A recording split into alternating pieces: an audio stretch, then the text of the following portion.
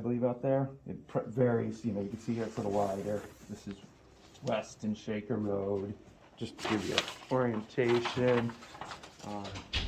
Tilden. The heavy black line in the middle, the reason that's heavy is it's our control line, which is station, and that's what we designed it off of that.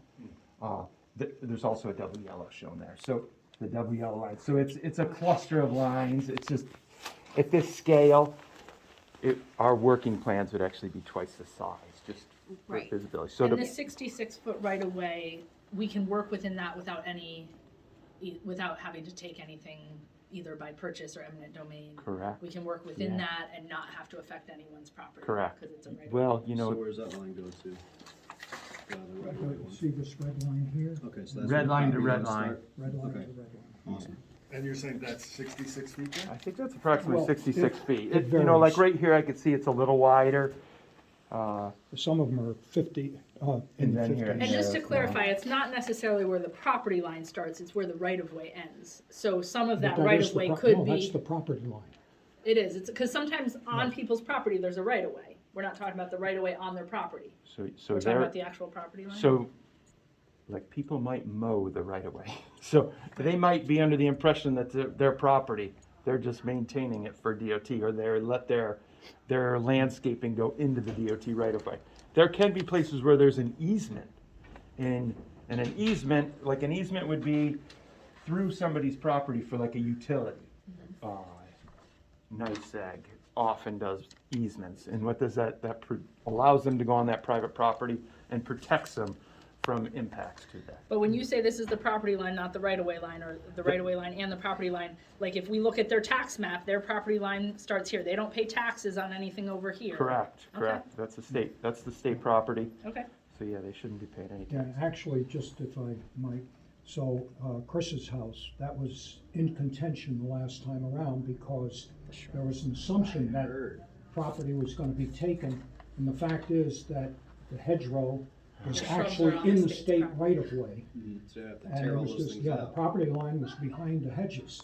So there was concern that, oh, they've gotta take her property, but the fact is they never would have had to do it.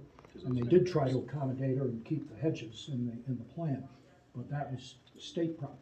Yeah, I think they tried to run the sidewalk behind the hedges, right? We talked about it, Yeah. you know, there was different ways to accommodate, because the hedges served the purpose of blocking headlights and, you know, because it's right on that curve, right? That's, Keeping those cars from going right But- through my house. yeah, right? Well, we don't wanna, at least, I thought our, process here was to go from the Hess down to the flashing light. Yeah, it So won't your include house the is other out one. there.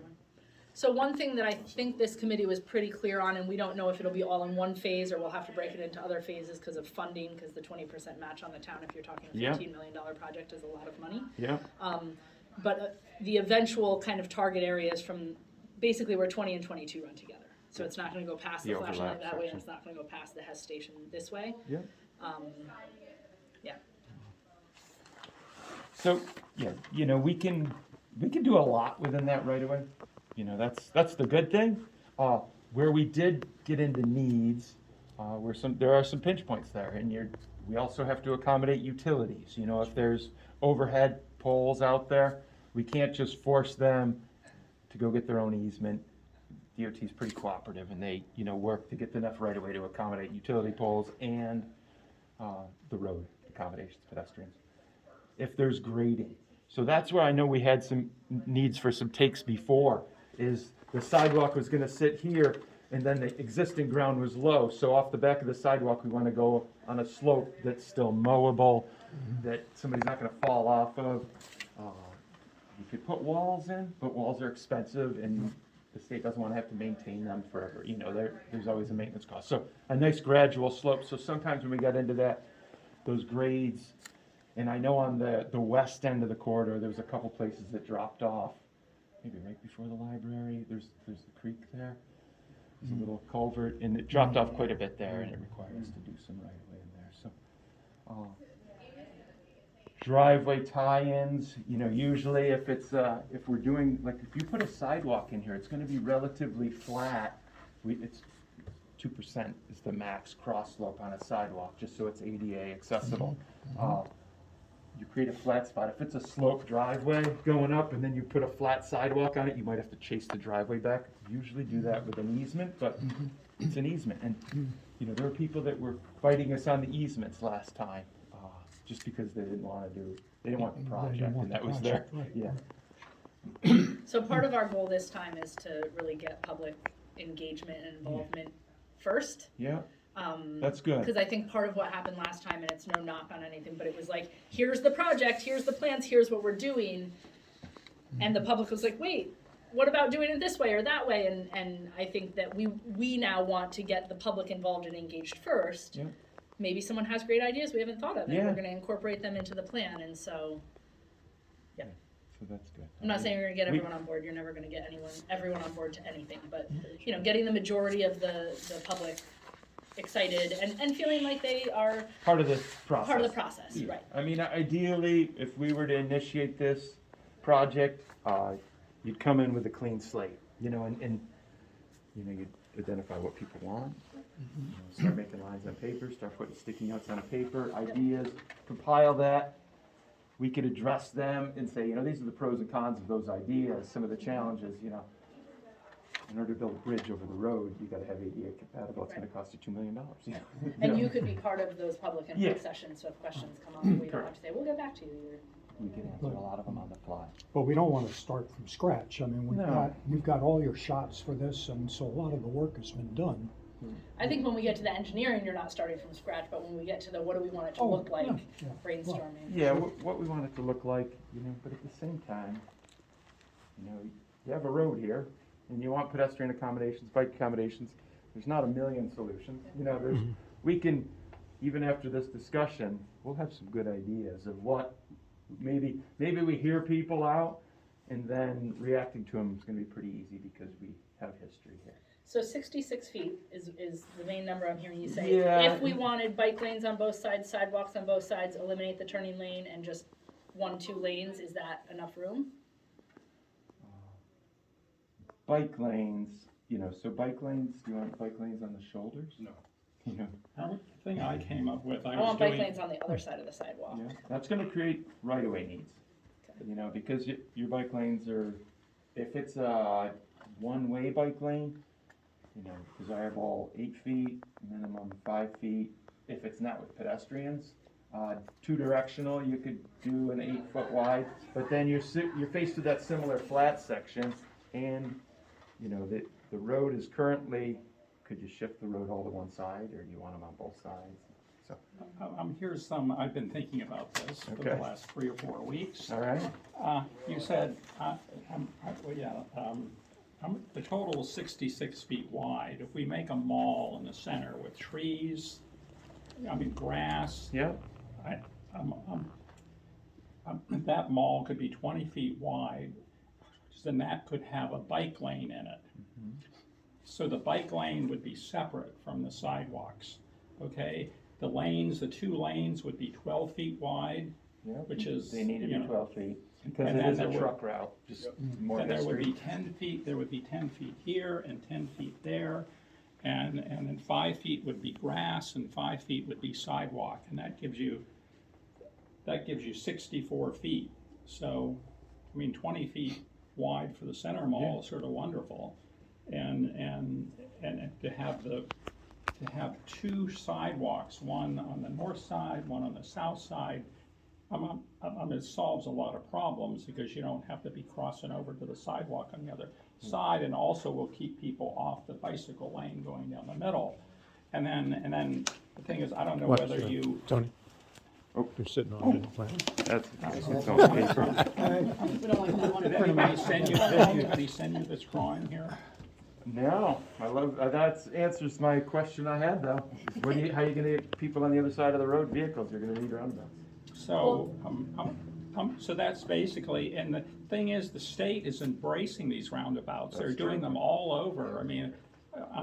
There's all these towns that are getting them. There's 5 new ones around Troy, Schenectady, Yeah, and let's see, what's the, East Greenbush just added Yeah, 2 more in the last 2 years.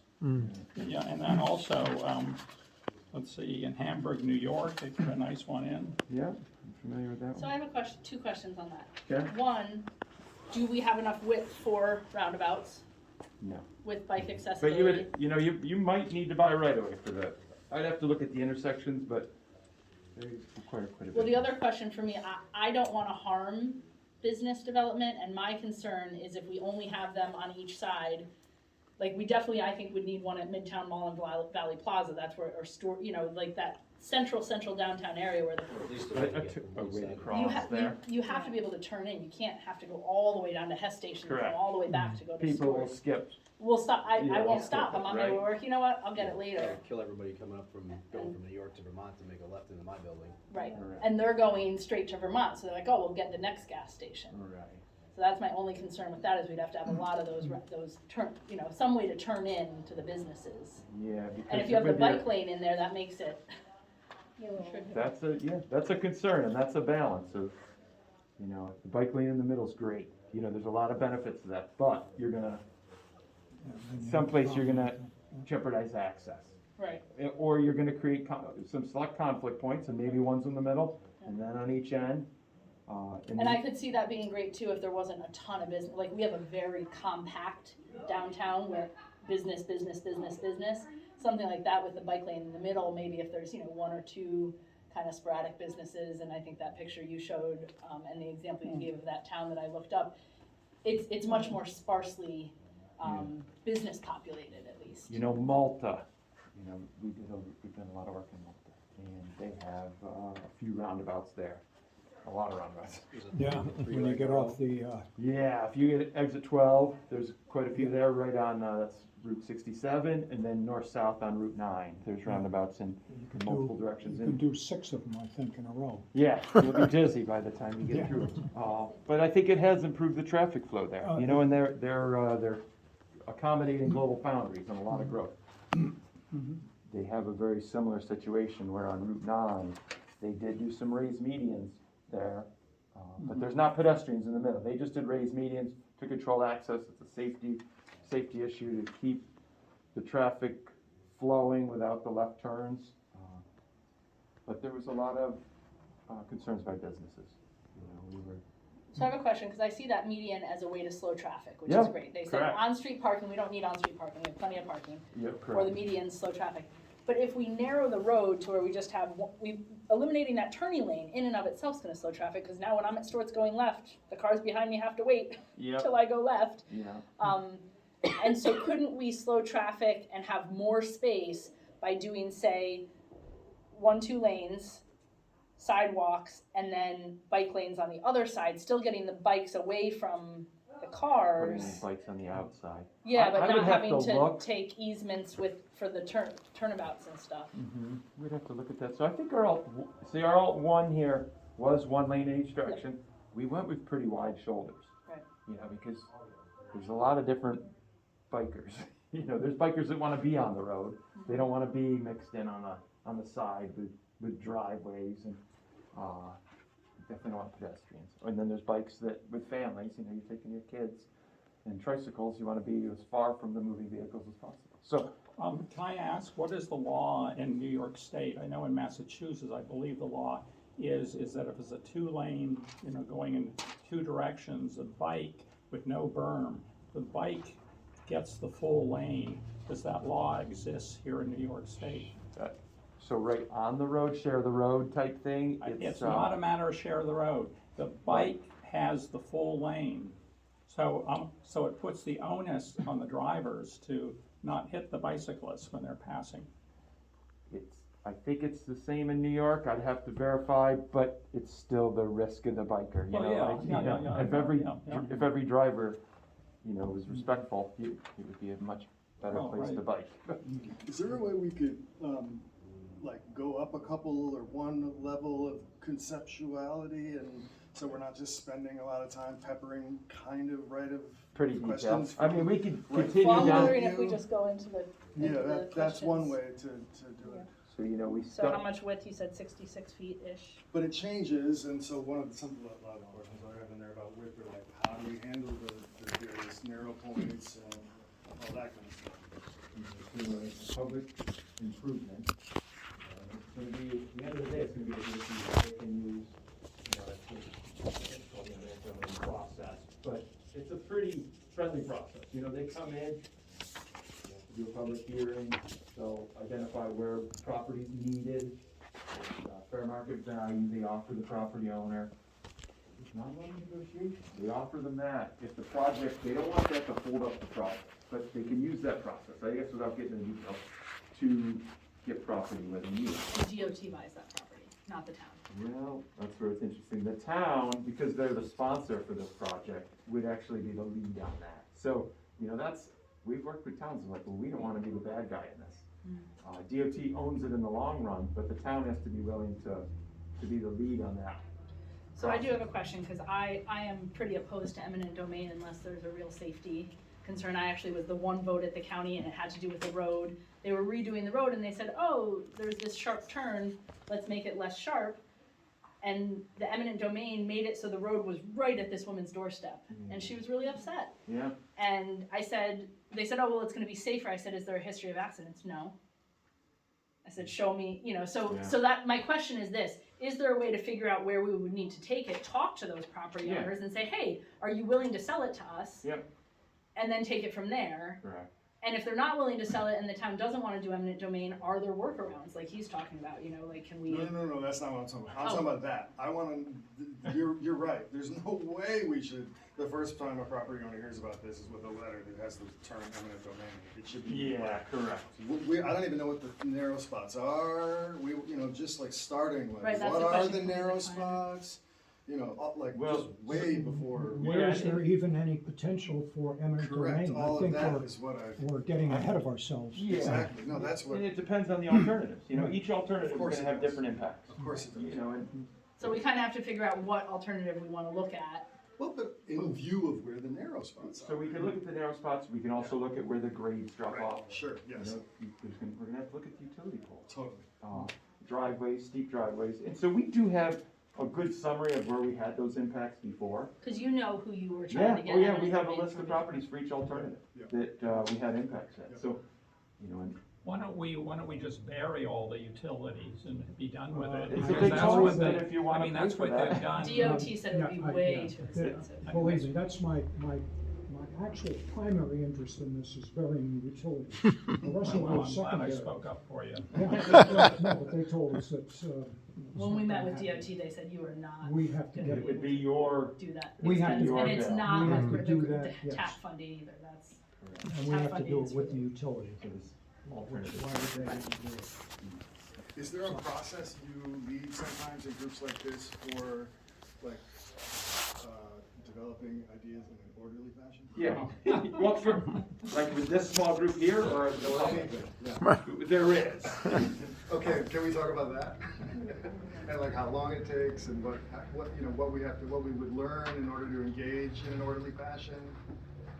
Are you talking about the general public, or are you talking about a committee? Just this committee for now, but the general public's important too. Yeah, because there's, I guess there's two different approaches. We would start with a list like this, Sure. and we would go through and we would have more information and present on each one of these topics, just so you're all on the same kind of level playing field. I mean, we have this list and we've already been way off it. Yeah, You know, right. we're talking about concepts that are, you know, good ideas, but we would kind of control that, go through and give everybody the background questions that you have, and then we would actually break out and just do some free-form brainstorm, you know. We want to consider roundabouts, we want to consider utilities underground. What do you got there? Something crazy, throw it out there, you know, and we just do brainstorming, and it's multiple sessions, you know. But with an eye towards getting this ready for 2023 for submission. Yeah, because we want to submit a grant at the next opportunity, that there's a grant application for the next opportunity. You know, I don't know if TAP probably doesn't exist anymore, the Transportation Alternatives Program. You know, with the new infrastructure bill, there's gonna be something different because it's another president's bill, or they're gonna put their own label on it. But it'll be pretty much the same game. It'll be a bucket of funding, you know, there's trillions of dollars designated for transportation improvements, and there's a portion of that's for safety, there's a portion of that for. So we wanna be ready for that. Yep. You know, really, we don't wanna have all the answers at that point. DOT is gonna make us go through their process after you get that funding anyway. You know, we're just gonna be public meetings. The more we can vet out before that, the better. Well, again, we wanna know if the properties that we're gonna need to take are open to us taking them. That's a very different conversation, right? Like some of this, Yes. we're gonna wanna know ahead of time. So what I'm hearing Josh say, and we do have a public hearing coming up in an hour. Okay. I'm gonna go through, so how much width we have, 66 feet mostly, some is narrower.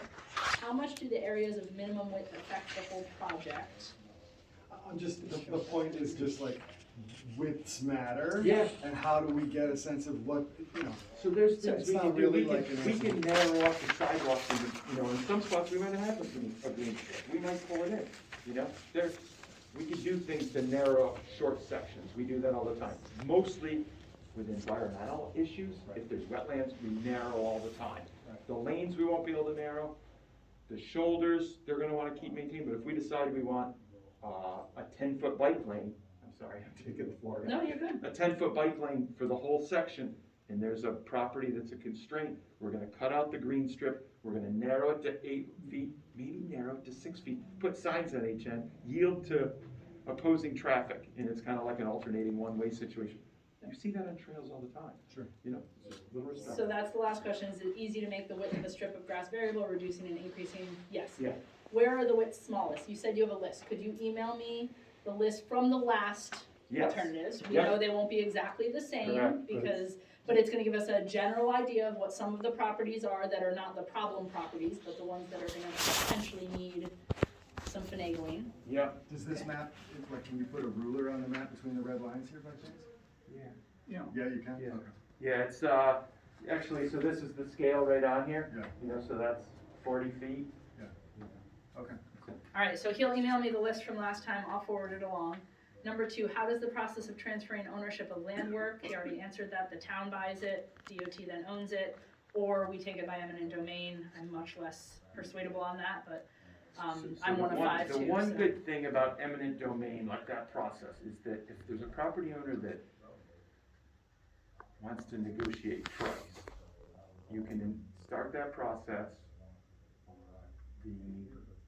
The state will obtain the property, you'll obtain the property for the state. The negotiation can occur after the project is still going forward. So it could be negotiated in the court of law, you know, like, Sure. that's not good, but there is that And opportunity. is there anything saying, so, I'm with Josh, how do you persuade a landowner to transfer land willingly?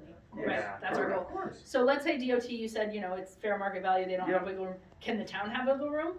Can we say, here's fair market value, here's what DOT is gonna give you, but we're gonna take $10,000 out of ARPA funds and add it on, cause we really want to not have to take it? That might be a I legal wouldn't let question. that get Yeah. out, but yeah, of course, I think you would I have think that that's the option as concern a with town precedents, board. but. Sure, well, and you wouldn't wanna do it for one and then the other ones be like. Right. Yeah, well, we gave it to you, now. Yeah, okay. Yeah, That's why it's, like, eminent domain is supposed to be fair market value, it's kind of an ugly term, but you really, like, really don't want people. Well, eminent domain is them saying no and you just taking it anyway. So the eminent domain process is actually, no, it's the fair market process. The end game is when they disagree and then you take it, Right. is an option in eminent domain. Right. So But eminent that domain end can game be is how very, you make sure should be a they're good process. friendly in the beginning of the. Yeah, and that's education. It's so much education and getting people on board. Okay. What are the different options and best practices for slowing down traffic in a situation like ours? Among other options, could you specifically address a berm in the middle of the road, Yeah, on-street parking, and Yeah. removing the turn lane and narrowing the road? Yeah. Maybe pros and Those are cons your- to those 3. very good. I love your options. You know, roundabouts are great gateways, you know. You don't have a roundabout traffic need, you have a roundabout gateway need. So the state, they're gonna struggle spending 80% of $2 million on each roundabout, you know, ballpark. So we would have to convince them as to why, or, I'm just gonna be upfront with you. I think that's an uphill battle. It's a great, I love them. It sounds like it's also an expensive addition. They're about $2 million for a one-lane roundabout, 1.5 to $2 million. And then there's definitely eminent domain involved because. Right. I would have to look, 66. those are kind of wide there because of the Yeah, intersection well, layouts, but yeah. There's the thing about, there's a lot of traffic that goes on Route 90 down here at the, Love Station. And that's where the major, part of the traffic in the state goes. And the next major part, where the traffic goes is this 2022 corridor. Do we have numbers on that? What it's huge, the number of cars that go through here, going to Vermont and going to Pittsfield and going to Albany. It's not, I think that alone would convince the state that there should be roundabouts. They pretty much know what the numbers are, because Yeah. there's a traffic, safety control committee, and they've been, I remember Matt Laird, who used to go out, they were. We for have the traffic state. numbers, We but I don't have- know that that's an argument to have roundabouts. There's lots of different ways to slow traffic Right, and to right. make a safe, right, so like that's a reason that we need a safe walkable downtown, Yeah. but I don't know that that specifically is an argument to Anecdotally, roundabouts. I think most people would tell, especially people who have property on that road, the busiest times are Friday nights Yeah, going north okay. and Sundays Going going the other south. That's, the rest of the time, it's just a flow. And there are many times of day when you come out on a side street and there's zero traffic. And DOT brought up on-street parking. I will say we don't have a need for Right. parking, so that seems like a silly use of space. But they recommended that as one of the best ways to slow traffic. So can you compare something like on-street parking to just removing the turn lane, narrowing the road, having that feel, maybe some trees? Yeah, narrowing the road is a great option. That's because you don't have enough traffic most of the time to justify the left turn lane, the two-way left turn lane. So that's just one. The other thing that we've done is we've done like raised pedestrian crossings. They're like big speed bumps. They're not drastic, but they're gonna get people Actually, to they slow do down. work. Lennox, Mass has that. Does Lennox have them? And that's where your crosswalk is? Yeah, your crosswalk is there, so Yeah. it brings the attention of the driver, it gets the pedestrian up a little higher, there's a lot of benefits. It's only like 6 to 8 inches, it's not a big, but it's very gradual, and, it's a good attention Yeah, getter. but you know when you hit it. Yeah, Yeah, you're right. not gonna All go it takes through is it. the So does first your time. mechanic. Yeah. He knows there. And And it's almost like a speed bump at the same time. Yeah. correct, Exactly. correct. So even if there's not people in the crosswalks, you're So still. narrowing and maybe at your highest pedestrian crossing, maybe right in the center, having something like that. Trees are great, In the center lane, yeah. in the center or on the We're talking about side. getting rid of the center lane, so like on the sides. So on the sides, Narrowing if you it did to any, yeah. trees. Oh, narrow, You're so gonna- just a double yellow Double line in yellow. the Yep, center. correct. Yeah, That's- and then, That was alternatives 1 and trees. 2 previously, Right, where right, we yeah. pulled things E- in. Either way, trees is that's a big plus. Yeah. So then the other thing, I'm hearing you say that, and again, we're open to all ideas and we can have public input, but that maybe one of the best options is removing the turn lane, narrowing the road, raised crosswalk, trees. But then it does have the question, how will slower traffic affect wait time? So again, if I'm turning left into Stewart's and it's 7 o'clock at night on a Friday and all this traffic's coming through, am I gonna get to turn into Stewart's? You're gonna Don't get, go to Stewart's I mean, on at the Friday same time, night. when I'm in that turn lane, it's gonna take me just as long to turn, it's just that I'm not stopping the traffic behind me. correct. But again, if we wanna slow traffic, that might not be a horrible thing to get away from people's mind that this is just a quick thoroughfare that you go quickly through. And maybe while they're stopped there, they're like, oh, Yeah, coffee, Mavericks, I'm hungry, alright, cool. yes, that's This the, question is more about turning onto the street. Oh, I mean, turning off isn't, a thing too, but. yeah, making a left turn on, that center lane is a nice staging spot. Like if you're turning left out of Stewart's going northbound, I guess, you can go out, you cross the southbound traffic, then you wait for your gap in the northbound traffic. And all the time, we recommend those when it's a really busy corridor. I don't think the traffic's that busy here. I think, whenever they made that road that wide, they anticipated this being maybe 90, not relieving it. Traffic was crazy that they needed it, but look, there's no left turn lanes where you have to go to Nassau, 16 miles away before you have a left turn lane. I'm not even sure if there's one there, so. There's none in Nassau No, until you maybe get there's- north yeah. of it, and that's a passing lane, actually. So yeah, there's not all, it doesn't seem like there's a need for the two-way left turn. DOT agreed to it previously. And what about the determination of a need for a traffic light either at, you know, where West Street comes out or maybe at the plazas where, okay, plazas get to turn now, the rest of the traffic stops? I don't think it's gonna meet the warrants. In DOT, I do West Street every single day of my life, several times a day, and I can tell you sometimes you're sitting there, oh my gosh, when is it gonna end? And then you look at your watch, it was like maybe a minute and a half, you know? they're pretty tough on their warrants, you know, it's like you have to meet 4 hours during the day or 8 hours during the day that you have delayed. But for pedestrians, we could do rectangular rapid flashing beacons that are pedestrian actuated when they wanna cross, combined with one of those raised crosswalks, is really, it's a nice accommodation. That's what you talked about, that we like the push button. Yeah, push it, and then it would be those lights that flash, you know, it's kind of set on a timer, it's gonna be about the first person to cross that, plus some safety time in there. If it gets them across there, you know. Well, also, a sign, maybe signs aren't the best, but in the middle of the street, stop for pedestrian crossing. Because I know in Massachusetts, you drive where a pedestrian is crossing, if the police are there, you're getting a ticket. Yeah. And, So those would be on the sides and the center, Yeah. without a median, DOT's always a little hesitant to put something in the middle, just being honest with you. Right. I know they do it in Saratoga Springs, they have those in the middle of the roads. The city might maintain them, it might be something where the town would have to commit. But even if you had a crosswalk, if it were enforced, that pedestrians yeah. have the right of way. That's true. So that would, It's a require ticketable offense if you. Yeah. working with Okay. the police to make sure that does happen. So the next question is about materials. So for sidewalks, is low carbon concrete, which uses less cement and substitutes other equally strong materials available in our area? What are the financial impacts on different materials? And what is your experience with either low carbon concrete, or one of the things I didn't put in the email but brought up last time is maybe not even concrete, maybe like a pressure run or we're doing walking paths potentially in the park. Yeah. And the engineer came up with a ADA compliant Yeah. material. It's like a crushed stone that Yeah. can go down, that Stone holds dust, up. that- Yep. With a little, once it gets wet the first time. And it's is pretty one a lot hard. less than another? Maintenance, benefits, are we allowed to do any of it? I think with this new transportation bill, there's gonna be requirements for environmentally friendly concrete. That's one of the requirements, and that's gonna be hitting the streets in 2023. Right now, contractors are fighting it like crazy, you know, because they got their current conduit of concrete in uses and competitiveness, but Yeah, if so, the feds make it, would asphalt,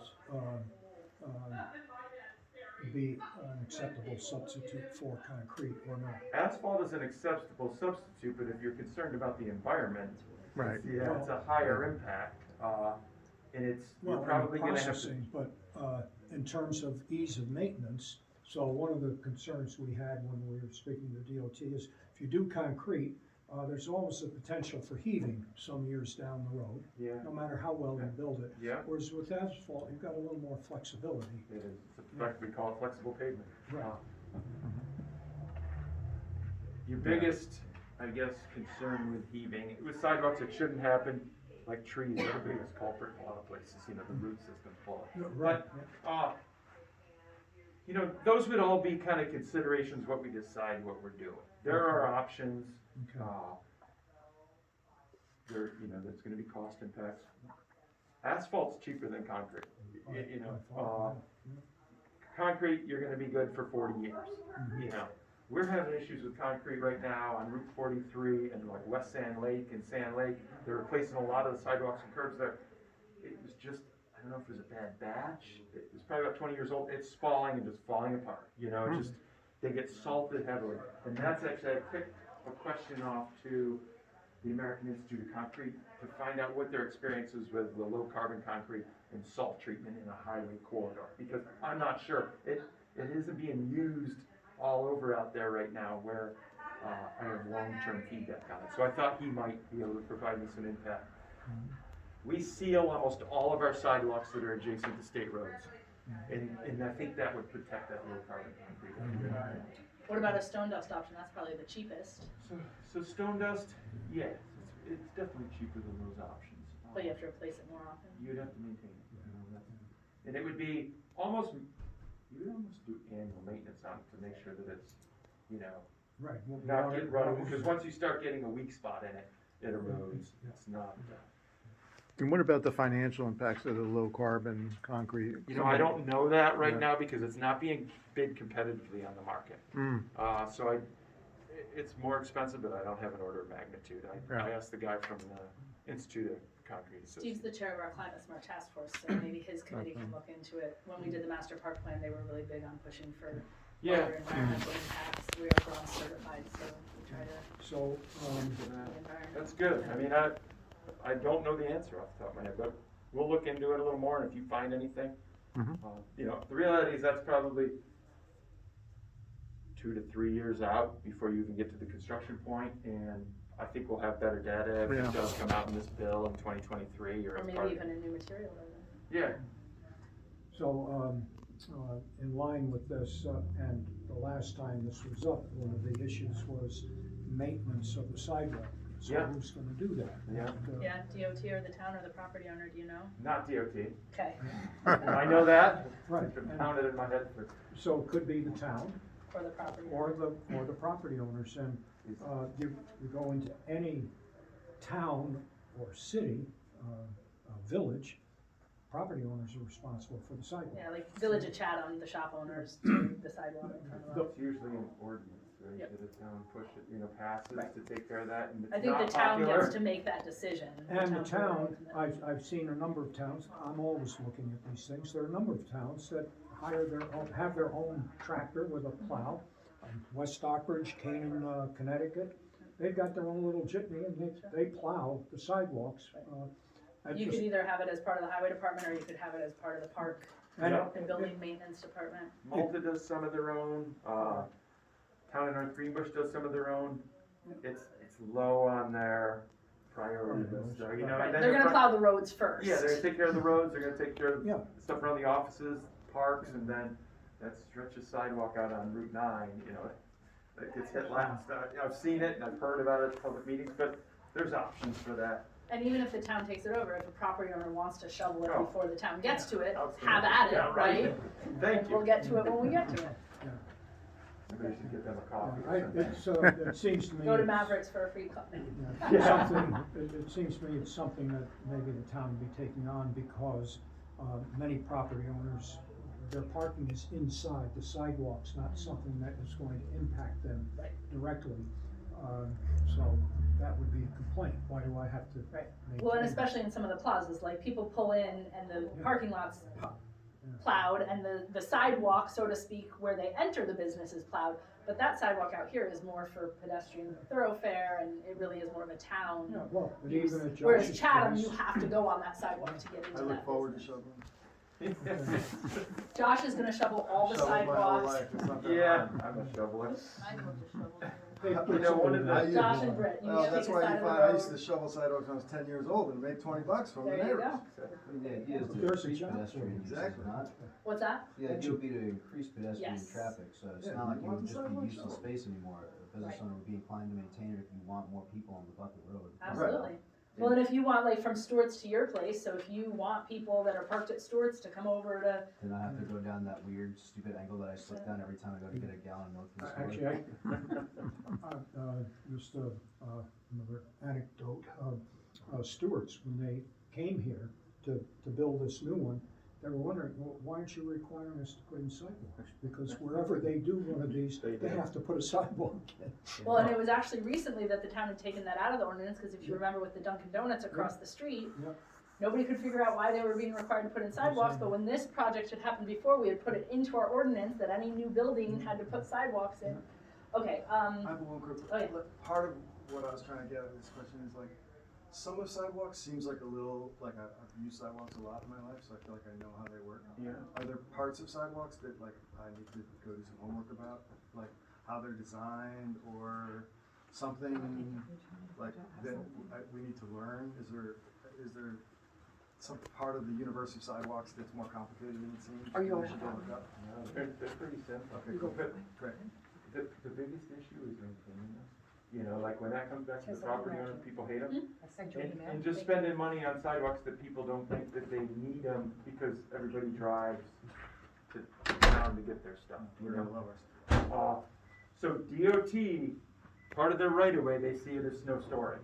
So when that's why it's nice, that little grass strip that seems aesthetic, that's really DOT snow storage, whenever you can fit that in there, so that's just a consideration. They're gonna wanna push the road, snow off their road, and they're gonna push it on your sidewalks. Right.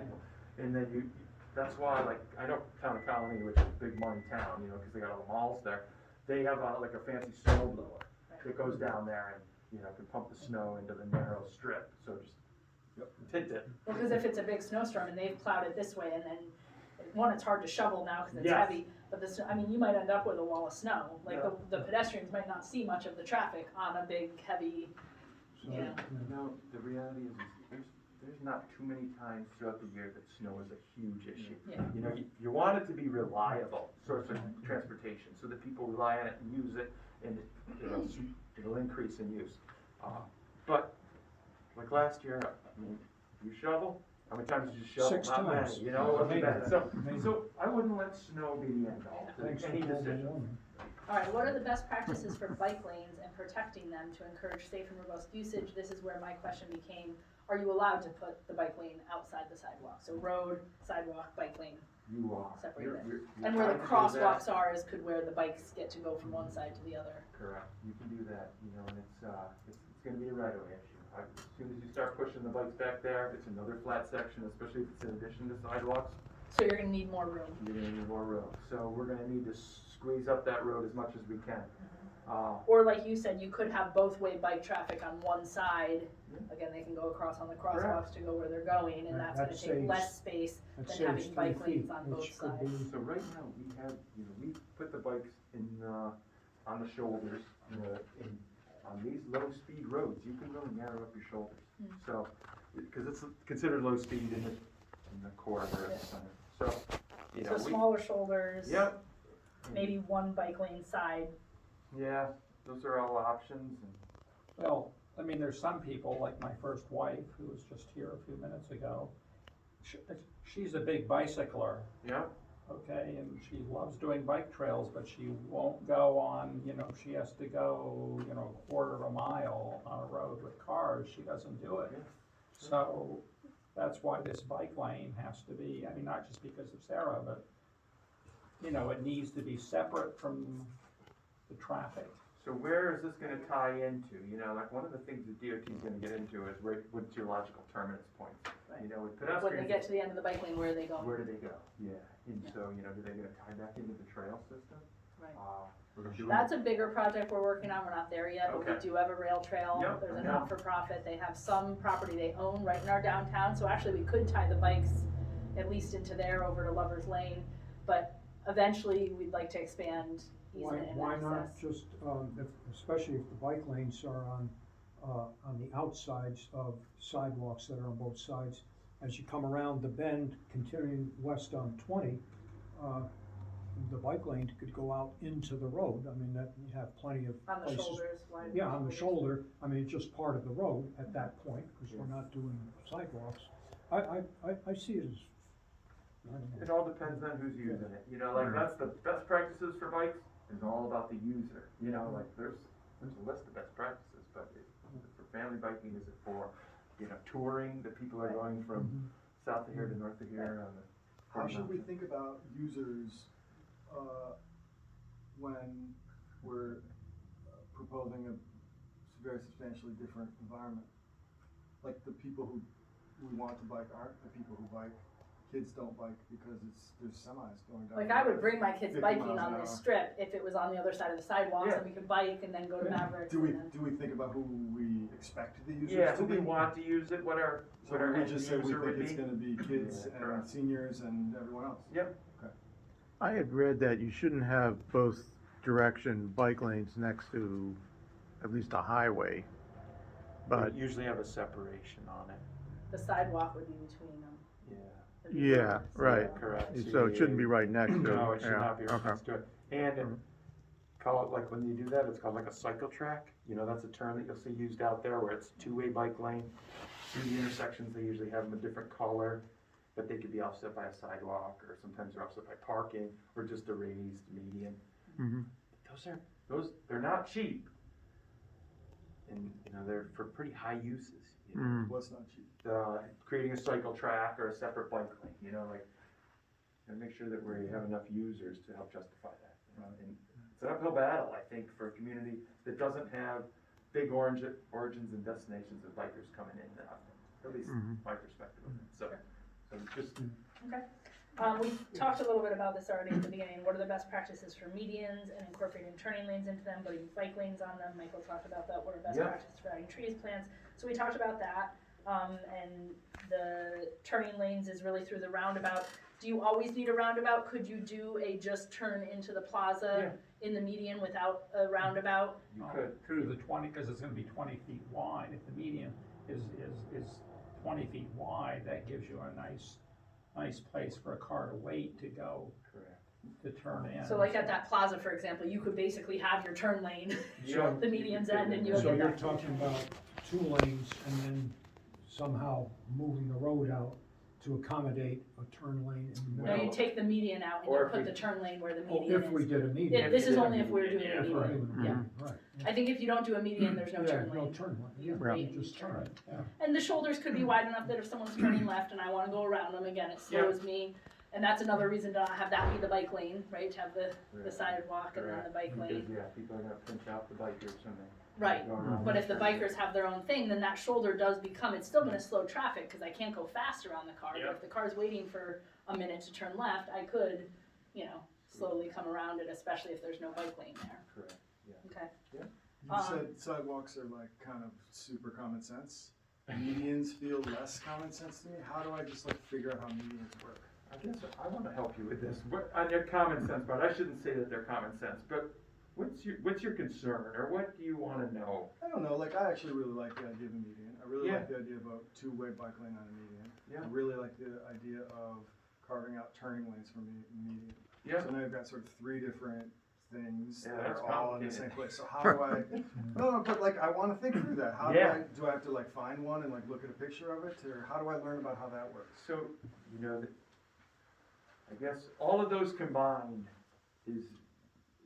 does require, like, a median, raised median down the intersection. You're gonna either cut off the businesses, or you're gonna need the roundabouts. Otherwise, I think it's plausible that we only need one of those cutouts. so it, One of those for our 2 big plazas. So, okay, But what so about one stores cutout in the then? middle. So then if you have a bike Wait lane until going you down get the such middle, you're gonna have a space. bike conflict at that one spot, and it's manageable, you can do that. But I think your biggest issue is the roundabouts on the ends, because they're gonna be expensive. And, I'm not married to the roundabouts. but if you have a raised median, Then you need a roundabout? well, how do you get a vehicle to the businesses in between that are on the opposite side of that? I see. You're gonna create a thoroughfare, people are gonna drive, Yeah. to Yeah. the next. Right. Roundabout's how you help people. That's turn how around. you'll do the U-turn around. Right. well, here's an idea. I mean, why don't we just have a few of these, if you have to turn left to go in Yeah, to the post office and Yeah. you just have a cutout like that and the car pulls in here, stops, waits for the traffic to go by, this traffic can still move. And it would have to go both directions, cause you also have people Yeah, right. turning into Midtown Mall. Oh, right, Coming and then out. there'd be another one over here, right, like this. Down in Midtown Mall. Well, they're right, the entrance to Midtown Mall and, Well, there's 2 entrances, to Midtown Mall. so yes, So you can you do could- options like that, if you're gonna have a bike lane down the middle though, you wanna make sure that this person. Well, is a good sees use. So the, those are some of the Yeah, that's a- complications of a median with a bike lane, like a median alone is easy. A median where you have business accesses is a little more complicated, the median where you have bikes and business access. complicated.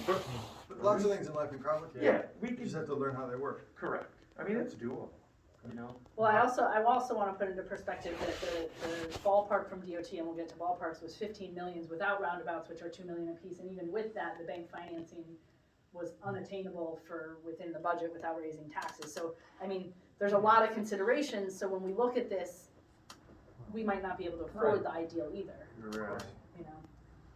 So a lot of things are doable, they cost, but Of course they we have could costs. talk through a lot of those issues, we could have a session on just medians. alright, best practices for lighting. Yeah, I'm not sure what this is, are you talking about street lighting? Well, just, do we need to think about lighting? Do we, I mean, That's all.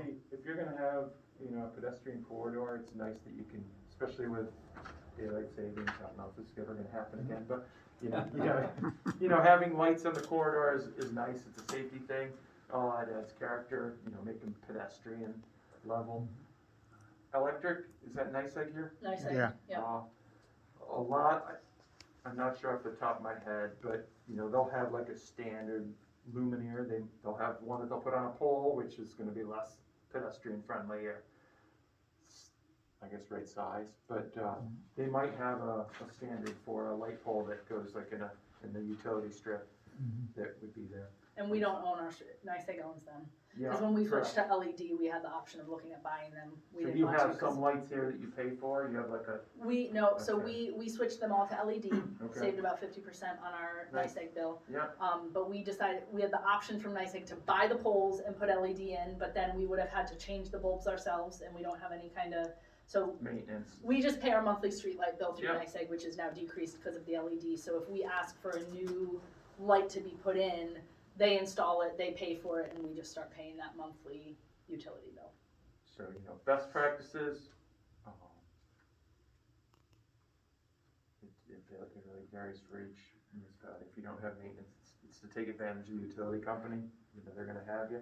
They have a limited option of styles that you can use, which some people struggle with. Now, if they're lower, like pedestrian, then we could change the bulbs ourselves. The reason we didn't opt to own the street lights is because we don't have equipment to get up to Get up where the there. bulbs are, but if you're talking about pedestrian lighting that's They'll still be accessible. They'll maybe be 10 or higher 12 than you feet. can reach for a reason. Yeah, I they'll don't still want be pretty people high. sticking their fingers up there. At the intersections, you're gonna still want higher lights, because it serves the vehicles, and give better lighting. Yeah. The crosswalks, you're gonna want, you're gonna wanna make sure that they're lit on both sides, so as the pedestrians come and vehicles come on both sides, they front light the person, you see them, they stand out. Okay. So there's a lot of different options on lighting. Some communities light one side,